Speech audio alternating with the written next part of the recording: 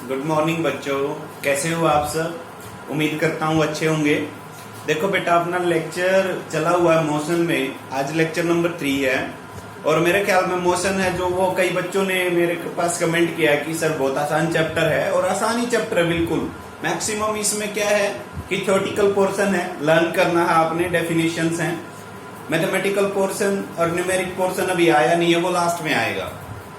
देखो बेटा, नेक्स्ट जो पॉइंट है, कल मैंने, अगर आपने लास्ट वाले लेक्चर अटेंड किया हो, लास्ट वाले लेक्चर में मैंने एक लेक्चर में डिस्कस किया था कि टाइप ऑफ मोशन दो टाइप के और रहते हैं, और वो कौन कौन से हैं, यूनिफॉर्म मोशन और non uniform motion. Uniform motion और नॉन यूनिफॉर्म मोशन। तो देखो, यूनिफॉर्म मोशन और नॉन यूनिफॉर्म मोशन को अब हम एक्सप्लेन करेंगे।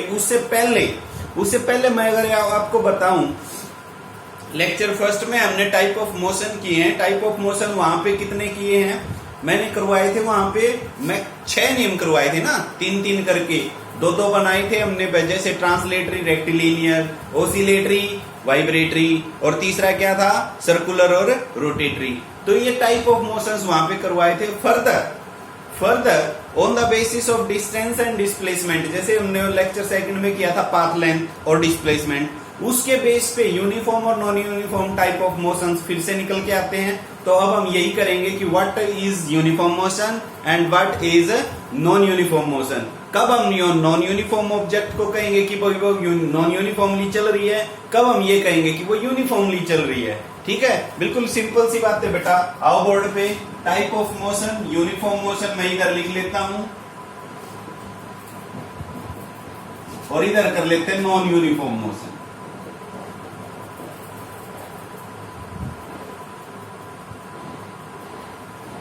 यूनिफॉर्म मोशन और नॉन यूनिफॉर्म। यूनिफॉर्म का मतलब समझते होगे आप, वो स्कूल वाली यूनिफॉर्म नहीं। अब यूनिफॉर्म स्कूल वाली के ऊपर अगर हम बात करें तो हम क्या कर देते, क्या यूनिफॉर्म में आए बेटा आज आप।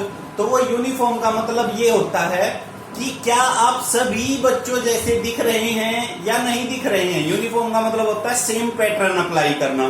तो अब सेम का मतलब क्या होता है, अब यहाँ पे यूनिफॉर्म मोशन को आप सेम कैसे कहोगे। जैसे एक एग्जांपल से मैं डिस्कस करता हूं, सुनो। मान लो भाई कोई ऑब्जेक्ट है, वो ए पॉइंट से बी पे गया, बी से सी पे गया और सी से गया डी पे। ए से बी पे, बी से सी पे, सी से डी पे। तो ए से बी, मान लो वो ए से बी जा रहा है 10 मीटर, बी से सी जा रहा है 10 मीटर और सी से डी भी जा रहा है 10 मीटर। वो यहां पे टाइम ले रहा है 5 सेकेंड्स, इसमें भी टाइम ले रहा है 5 सेकेंड्स और इसमें भी टाइम ले रहा है 5 सेकेंड। यानी कि हर 5 सेकेंड में वो कितना चल रहा है, 10 मीटर चल रहा है ना। हर 5 सेकेंड में कितना चल रहा है, 10 मीटर। तो हर 5 सेकेंड में अगर वो 10 मीटर चलेगा, हर 5 सेकेंड में अगर 10 मीटर चल रहा है, तो वो इस टाइप ऑफ मोशन को हम क्या कहेंगे, यूनिफॉर्म मोशन। तो डेफिनेशन क्लियर आ गई बेटा निकल करके। डेफिनेशन आप कैसे डिफाइन करोगे कि कोई भी ऑब्जेक्ट अगर वो सेम डिस्टेंस ट्रेवल करता है in the same time of interval, then that object is said to be in a uniform motion. If any object covers same distance in same interval of time, same distance in same interval of time, such type of motion is called uniform motion। Uniform motion. इसका एक आध और example मैं बता देता हूं। जैसे बेटा आप बाइक चलाते हैं, कई सारे बॉयज चलाते हैं, तो या गाड़ी में आप बैठे होगे, तो जो अपनी गाड़ी चल रही है वो मान लो 70 किलोमीटर पर आवर की स्पीड से हाईवे पे चल रही है, और काफी टाइम तक 5 मिनट, 10 मिनट या 15 मिनट तक वो 70 किलोमीटर पर आवर तक रही। तो वो उस इंटरवल के अंडर हम कहेंगे कि वो जो गाड़ी है, वो गाड़ी कौन सी मोशन के अंडर थी, यूनिफॉर्म मोशन के अंडर। जब वो रेस्ट से स्टार्ट होती है और 70 पे जाती है, रेस्ट से स्टार्ट होकर के 70, कल हमने एक ग्राफ भी बनाया था, रेस्ट से स्टार्ट होकर के 70 पे जाती है, तो रेस्ट से जब स्टार्ट होती है और 70 तक जाती है तो वो अपनी मोशन, अपनी स्पीड को क्या करती है, वेरिएट करती है। वेरिएट करेगी तो इसका मतलब वो सेम टाइम में सेम डिस्टेंस कवर नहीं करेगा। तो वो पहला इंटरवल यानी कि 0 से लेके 70 किलोमीटर पर आवर की जब गेन किया है तो वो फर्स्ट इंटरवल तो कौन से में चला गया, नॉन यूनिफॉर्म में। और जब वो 70 से और 15-20 मिनट तक 70 पे ही चलता है तो वो किस में है बेटा, यूनिफॉर्म में। इसमें एग्जांपल्स के ऊपर क्वेश्चन बनेंगे एनसीईआरटी में, तो वो ये इस तरीके के क्वेश्चन ही बनने वाले हैं जैसा मैंने अभी आपसे डिस्कस किया है। नॉन यूनिफॉर्म मोशन में आ जाओ। अब इसका अगर मैं एग्जाम्पल बनाऊं, सेम एग्जाम्पल बनाऊं, ए से बी से सी और डी। अब मान लो ये यहां से यहां जा रहा है 10 मीटर, यहां से यहां तक ट्रेवल किया इसने 15 मीटर, और यहां से यहां ट्रेवल किया इसने 35 मीटर, और ये यहां पे टाइम ले रहा है 5 सेकेंड्स, यहां पे भी टाइम ले रहा है 5 सेकेंड्स, और यहां पे भी टाइम ले रहा है 5 सेकेंड्स। तो अब देखो ये क्या सेम डिस्टेंस ट्रेवल कर रहा है सेम टाइम में? मेरे ख्याल में तो नहीं कर रहा, सेम डिस्टेंस सेम टाइम में ट्रेवल नहीं कर रहा। तो इसका मतलब this type of motion is the example of non uniform motion. Clear होगी? This type of motion is the example of non uniform motion. How can you define non uniform motion? When any object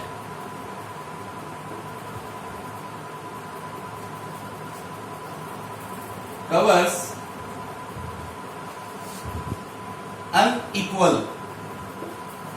unequal distance in equal interval of time.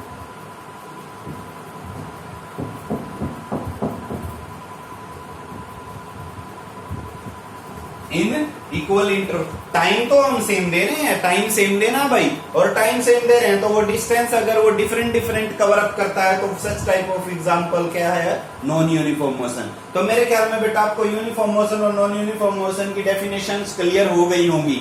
ठीक है, these are two types of motion. अब हम आगे बढ़ते हैं, आगे बढ़ते देखो आगे जो बढ़ने वाला पॉइंट है वो पॉइंट मैं आपका पीछे वाला लेता हूं फर्स्ट यूनिट से। फिजिकल क्वांटिटीज क्या होती हैं, करो दिमाग में लेके आओ। पॉइंट क्या था, फिजिकल क्वांटिटीज। फिजिकल क्वांटिटीज हमने कैसे डिफाइन की थी, और फिजिकल क्वांटिटीज कितने टाइप की थी। फिजिकल क्वांटिटीज को कैसे डिफाइन किया था, फिजिकल क्वांटिटीज कितने टाइप की थी, मैं बता देता हूं बेटा। Physical quantities are those quantities in which all the laws of physics are explained. वो था फिजिकल क्वांटिटीज।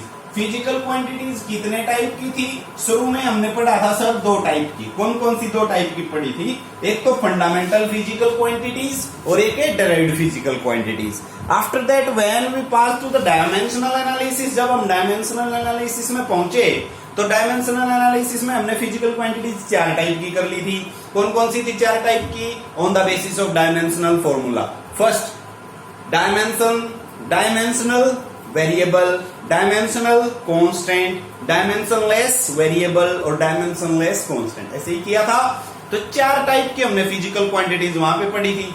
अब फिजिकल क्वांटिटीज बेटा ऑन द बेसिस ऑफ, देखो मैं बेसिस बता रहा हूं बार बार, on the basis of magnitude and direction. On the basis of magnitude and direction physical quantities further 2 types, scalar and vector. Type of physical quantities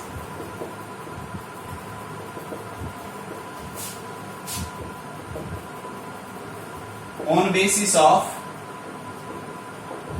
direction and magnitude। कौन कौन सी बोल ली मैंने, एक पहली है भाई scalar and second one is vector. Vector किसे कहेंगे, स्केलर किसे कहेंगे। Scalar physical quantities are those physical quantities which have only magnitude. लिख लो डेफिनेशन, द फिजिकल क्वांटिटीज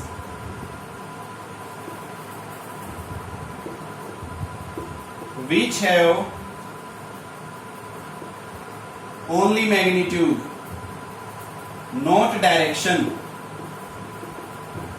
केवल मैग्नीट्यूड हो, डायरेक्शन ना हो, उनको हम क्या बोलेंगे, scalar physical quantities. Example, sorry इसके एग्जांपल देखो भाई, mass, length, volume, time, temperature, pressure,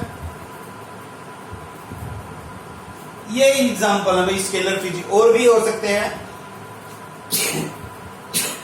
sorry. तो these are the examples of scalar. Scalar कौन सी बोली है हमने? स्केलर फिजिकल क्वांटिटीज वो होगी भाई जिस पे के पास केवल और केवल क्या होगा? मैग्नीट्यूड। जैसे मैं ये कहूं भाई मेरे पास है ना कोई ऑब्जेक्ट है, वो 5 पर मीटर क्यूब है, 5 किलोग्राम पर मीटर क्यूब है, 5 डिग्री सेल्सियस है, 5 पास्कल है, तो इनकी कोई डायरेक्शन नहीं होती बेटा किस तरफ है। जैसे लेंथ है, मैं 5 मीटर चला, 5 मीटर किस तरफ चला? अभी तो मैंने यही बोला 5 मीटर चला, तो डिस्टेंस हो गई है। Distance is the example of scalar. 5 metre चला, किस तरफ चला अभी ये डिस्कस नहीं किया है। अगर मैं ये कह दूं 5 मीटर नॉर्थ की तरफ चला, तो वो किसका एग्जांपल हो जाएगा? वेक्टर का। अब वेक्टर को डिफाइन करो, बिल्कुल सिंपल है। वेक्टर वो फिजिकल क्वांटिटीज हो जाएंगे जिनके पास मैग्नीट्यूड भी और डायरेक्शन भी हो। The physical quantities which have direction as well as magnitude. Example इनके भाई, एग्जांपल आप कहते हैं सिंपल से डिस्प्लेसमेंट से स्टार्ट कर लो। Displacement, acceleration, velocity, force, these are the examples of vector physical quantities। तो फिजिकल क्वांटिटीज हमने दो टाइप की हैं बेटा, फिर से स्केलर और वेक्टर। स्केलर कौन सी होगी? जिनके पास केवल मैग्नीट्यूड होता है। वेक्टर कौन सी होती है? जिनके पास मैग्नीट्यूड भी और डायरेक्शन दोनों चीजें हो। एग्जांपल्स मैंने 4-5 इनके लिखे हैं, तो एग्जांपल्स आपने जरूर ध्यान रखने हैं, ठीक है। अब देखो वेक्टर पता चल गया, हमें स्केलर पता चल गई। अब आपको ये नेक्स्ट क्वेश्चन बनता है कि what is the difference between distance and displacement. What is the difference between distance and displacement? आपने बिल्कुल छोटी क्लास में पढ़ा है, काफी सारे बच्चों के दिमाग में आ गया है कि क्या होता है डिस्टेंस और क्या होता है डिस्प्लेसमेंट। काफी सारे बच्चों के आ गया होगा दिमाग में जो ये वीडियो देख रहे हैं। तो difference between distance and displacement, difference between distance and displacement. देखो भाई, चलो मैं यहां पे ही कर लेता हूं। इधर आपका डिस्टेंस हो गया और इधर हो गया डिस्प्लेसमेंट। तो फर्स्ट पॉइंट देखो बेटे, डिस्टेंस है ना, जो डिस्टेंस जो हमने टोटल पाथ लेंथ को डिफाइन किया था वही है डिस्टेंस। टोटल पाथ लेंथ कैसे डिफाइन किया था? Total path length is the total distance between 2 points और 2 पोजीशंस। उसको ही हमने क्या कहा था? Path length. पाथ लेंथ बिल्कुल सेम डिस्टेंस ही है। It is the total path length, total path length between 2 position of object. देखो आपको अगर याद आया हो तो कुछ हमने ऐसा ऐसा करके बनाया था, है ना। ये 10 मीटर था, ये 5 मीटर था, ये 5 मीटर था। अगर आपसे पूछी जाए कि ए और बी के बीच में टोटल पाथ लेंथ बताओ, तो 10 और 5 15 और 5 20 हो जाएगी। तो टोटल डिस्टेंस कितनी बन गई? 20। क्लियर होगी? अभी पहला पॉइंट इसमें आ जाओ। डिस्प्लेसमेंट को आप कैसे डिफाइन करोगे? ये तो टोटल पाथ लेंथ हो गई और ये क्या बन जाएगा? Shortest path length. क्या हो जाएगी? It is the shortest path और डिस्टेंस, शॉर्टेस्ट पाथ और distance between 2 position of object, 2 position of object. अब जैसे बेटा ये एग्जांपल है, इसी के लागू करें हम, तो यहाँ पे जो डिस्टेंस तो थी वो तो ये पूरी होगी। डिस्प्लेसमेंट ये बन जाएगी, डॉटेड बना देता हूं डिस्प्लेसमेंट को। डिस्प्लेसमेंट ये बन गई, तो देखो एक बार इसको यहां से मिलाओ, ये 5 आ गई, ये 5 और 5 यानी कि 5√2 आ जाएगी डिस्प्लेसमेंट। डिस्प्लेसमेंट कितनी आ गई? 5√2। तो ये हो गया डिस्प्लेसमेंट वाला पॉइंट, फर्स्ट डेफिनेशन। दूसरा पॉइंट, जो डिस्टेंस है वो आपकी कैसी क्वांटिटी है? स्केलर। अभी बताई थी distance it is a scalar quantity. It is a scalar quantity. ये हो जाएगी भाई vector. It is a vector quantity. Third one point है जो यहाँ पे देखो भाई, थर्ड पॉइंट क्या लिखेंगे सुनो। डिस्टेंस हमेशा ही बेटा पॉजिटिव रहती है। Distance always positive. Distance always positive. ये कभी भी 0 या नेगेटिव नहीं होती। हाँ, डिस्प्लेसमेंट हो सकता है। डिस्प्लेसमेंट 0 हो सकता है। कब हो सकता है वो हम फर्दर आगे पढ़ेंगे बेटा। कब हो सकता है 0, नेगेटिव भी कब हो सकता है। इट में बी पॉजिटिव, नेगेटिव और 0। तीनों चीजें हो सकती हैं, पॉजिटिव, नेगेटिव और zero. Fourth point, it is maximum path length. Maximum होता है भाई, ये हमेशा ही डिस्प्लेसमेंट से बड़ा होता है या डिस्प्लेसमेंट के बराबर होता है, पर जो डिस्प्लेसमेंट होता है वो पाथ लेंथ के बराबर हो सकता है कब? स्ट्रेट लाइन में। ये बात ध्यान से सुनो, डिस्प्लेसमेंट डिस्टेंस के बराबर हो सकता है कब? स्ट्रेट लाइन में, नहीं तो हमेशा ही वो डिस्टेंस से छोटा होता है। It may be equal to distance, it may be equal to distance in straight line, in straight line motion, in straight line motion, in straight line motion, straight line motion में वो बराबर हो सकता है, नहीं तो हमेशा ही छोटा होता है। ध्यान रखो, नहीं तो हमेशा ही डिस्प्लेसमेंट किससे छोटा होता है? डिस्टेंस से, पर बराबर भी हो सकता है कब? वो स्ट्रेट लाइन मोशन में। तो चार मैंने डिफरेंस बताए हैं भाई। डिफरेंस में एक बार और रिपीट कर रहा हूं। पहला पॉइंट क्या हुआ? It is the total path length between two positions. इसमें क्या हो गया? It is the shortest path between two positions of the object. ये एग्जांपल से मैंने करवाया है यहाँ पे।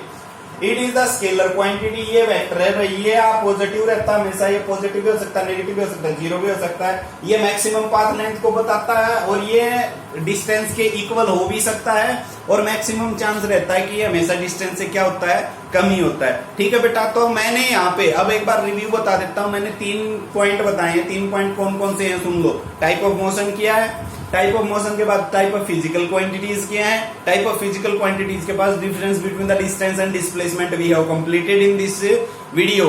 तो ये जो 3 डिफरेंस किए बेटा, तीनों डिफरेंस आप इस वीडियो में लर्न करो, पढ़ो और नोट करो। Thank you, have a nice day.